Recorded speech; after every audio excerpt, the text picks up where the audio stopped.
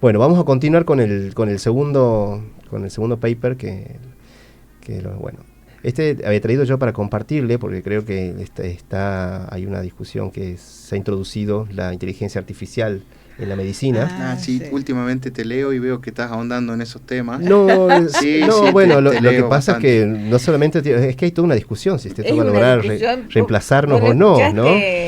Sí, bueno, tal es así que la revista New England Journal of Medicine una revista que leemos la mayoría de los que hacemos medicina, ha alargado una nueva serie a partir de este año que se llama Inteligencia Artificial en Medicina, ¿no? Es toda una serie donde aparecen artículos. Y este es un artículo que ha sido publicado en este mes sobre cómo se puede utilizar la inteligencia artificial para mejorar el diagnóstico en la electroencefalografía, ¿no? Este estudio lo hicieron en el hospital de Massachusetts, junto con ingenieros y médicos y neurólogos, donde ¿qué es lo que se ha tratado? Podemos ponerlo en grande para que se pueda ver un poco más la imagen. Bien, en la imagen esta de arriba de la derecha, donde se ve toda una ecuación, eso trata de simplificar cómo funciona la inteligencia artificial, a través de lo que se llaman el deep learning, ¿no? Y cómo una capa, cómo una función se introduce en otra función para que genere una respuesta probabilística por regresión logística. Entonces, ¿qué es lo que hicieron estos investigadores? Entrenaron este modelo de inteligencia artificial, lo entrenaron con 50.000 datos de electroencefalogramas llevados a cabo en el hospital de Massachusetts desde el 2006 al 2020. Claro, cargaron todos los datos que hicieron en electroencefalografía. Todo lo que se podía encontrar y ver en un electroencefalograma lo cargaron y lo transmitieron a una placa. Y lo entrenaron la inteligencia artificial para que pueda manejar esos datos y detectar. ¿Qué es lo que detectó? Ahí sí se ve en esa imagen como una nube de colores. Ven en la primera imagen que es medio borrosa. Sí. Bueno, esa es la primera capa que atraviesa en la inteligencia, en este modelo de inteligencia artificial, donde trata de ubicar el ejemplo que se le ingresa. Por ejemplo, si le ingresa un electroencefalograma, Miguel hace un electroencefalograma y carga ese electroencefalograma en la máquina, el trazado. Bien, lo carga en la máquina. La máquina en una primera instancia trata de hacer un análisis un poco más borroso, si se quiere decir, que es el primero. Y luego pasa un segundo filtro, un segundo análisis donde trata de ubicarlo probabilísticamente hacia dónde puede darnos la especificación del trazado. Por ejemplo, lo que está en rojo es lo que habla pura y exclusivamente de las crisis, o sea, toda la crisis convulsiva, ¿no? Lo que están en más anaranjado, esos son las descargas lateralizadas. Que no llegan a crisis. Claro, que son descargas laterales que no llegan a crisis. ¿Por qué? Porque lo que se trató de estudiar en estos casos son en estos pacientes que son difíciles de estudiar las crisis, que son en los que tienen la injuria intelectual continua. Claro. Que son los pacientes que están en estado grave en las unidades de terapia intensiva. Bueno, de esa forma dice, bueno, ¿cómo evitamos de que un paciente alcance una mortalidad? Bueno, vamos a hacer el electroencefalograma para detectar estas ondas que nos permiten tratar de manera oportuna, ¿no? el estatus no convulsivo. Por ejemplo, la que va en las líneas naranjitas o más amarillas, si se quiere decir, esas son las descargas generalizadas.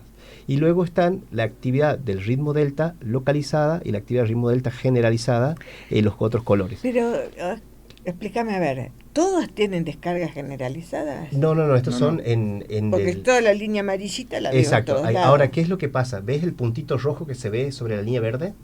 Sí. Ese es el ejemplo de la muestra que ha ingresado, por ejemplo, el análisis de Miguel. Miguel hace un electroencefalograma. Ajá. Y lo que hace la inteligencia artificial, este tipo de inteligencia artificial, que se llama Proto-P Medical Model, que es basado en electroencefalograma, lo que hace lo ubica en cuál es la probabilidad de que sea. Y en este caso, por el trazado, lo ubica en que sea una LRDG, que es una actividad delta localizada. ¿Bien? O lateralizada, por así decirlo. ¿Qué es lo que le permitió esto a los médicos? Con esta herramienta mejoraron el diagnóstico. Porque recordemos que... O sea, a mí me decía actividad delta localizada y yo pienso en un delta brush, que es lo que estoy acostumbrado a ver, si tienen algo autoinmune. Exacto, bueno, ahí es todo el contexto. Todo el contexto, porque estamos hablando de siguen dependiendo del criterio del neurólogo. Exacto. Esto es una herramienta que le sirve al neurólogo, pero las decisiones las sigue tomando los médicos. Claro. Pero es algo muy interesante que surgió la publicación en la New England. Por ejemplo, miren, ahí en el cuadro ese de barras, en la imagen de barras, está cómo se ha mejorado la efectividad del diagnóstico usando la inteligencia artificial y no usando la inteligencia artificial. Lo azul es usando la inteligencia artificial, mejoró la efectividad del diagnóstico, y sin inteligencia artificial... Y la barra gris. Exacto, es la barra gris, ¿no? Lo cual habla de que estamos ya en una era tecnológica muy importante. Mire, si Berger estaría viendo esto. No, bueno, sí, Berger, para la gente, Berger es el que describió las ondas electroencefalográficas allá en Alemania del 30, ¿no? Bueno, pasamos al último, que este es el último trabajo, bueno, este es el último artículo de una pequeña revisión de qué hacer en estos casos donde tenemos este tipo de injurias interectales o injurias ictales, bien, en estos pacientes, o cómo actuamos. Este es un artículo muy lindo de una médica noruega, Trinke, que es una revisión sobre qué es lo que vamos a hacer. Bueno, por ejemplo, en el cuadrito ese que se ve con los colores, ahí es qué es lo que te dice. Ante la sospecha clínica de un paciente con un estatus no convulsivo, se hace un electroencefalograma. Bien, si el electroencefalograma es patológico, es decir, comenzamos un tratamiento, tenemos que evaluar si el tratamiento lo vamos a hacer con benzodiazepinas o vamos a hacerlo con otros medicamentos que no son benzodiazepínicos. ¿En qué caso no usamos las benzodiazepinas? En el caso de que haya riesgo de depresión del sensorio, de que haya un riesgo de deprimirlo cada vez más al paciente y podamos hacerle más daño. Bueno, en el caso de que podamos utilizar la benzodiazepina clínica que lo predisponga a la depresión del sensorio. Exacto. Entonces la primera opción es el midazolam. Bien, después va el lorazepam, el clonazepam y el diazepam. Acá pone MIDA como primera opción. Pone el midazolam como primera opción. Esta desde hace aproximadamente 5 o 6 años ya se ha planteado incluso el midazolam como una ampolla intramuscular en la ambulancia, cuando el paciente viene en la convulsión antes de llegar a la guardia. Sí. Exacto. El midazolam es un medicamento muy, muy bueno para calmar las crisis. Sí. Bueno, en estos casos, ¿qué tipo de dosis se utiliza? Entre 2/3, ¿bien? De la dosis total calculada en función del peso.